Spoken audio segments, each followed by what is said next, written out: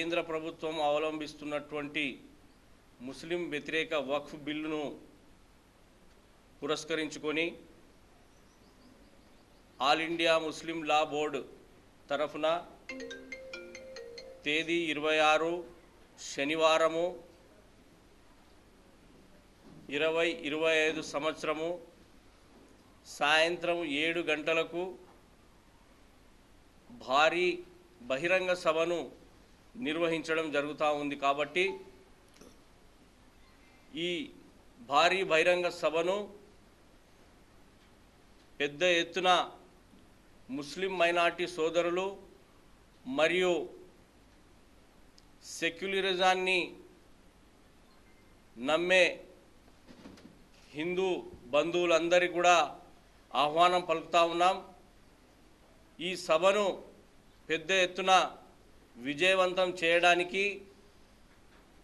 ప్రతి గ్రామం నుంచి, ప్రతి మండలం నుంచి, పట్టణం నుంచి పెద్ద ఎత్తున తరలి వచ్చి ఈ బహిరంగ సభను విజయవంతం చేయాల్సిందిగా ప్రతి ముస్లిం మైనారిటీని, సెక్యులరిజాన్ని నమ్మేటటువంటి ఈ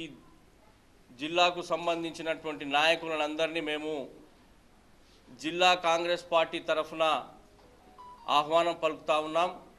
మరి ఆల్ ఇండియా ముస్లిం లా బోర్డు ఈ బహిరంగ సభ వారి తరఫున నిర్వహిస్తున్నటువంటి సందర్భంగా మరి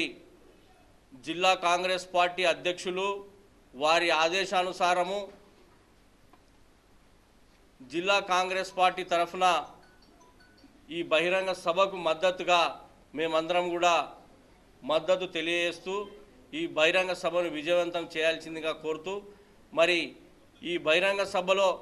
ముఖ్య అతిథులుగా విచ్చేస్తున్నటువంటి all India Muslim law board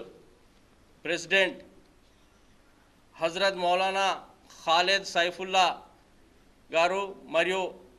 all India Muslim League AIMM party all India president Asaduddin Owaisi గారు మరియు మౌలానా అబూ తాలిబ్ రెహమానీ గారు,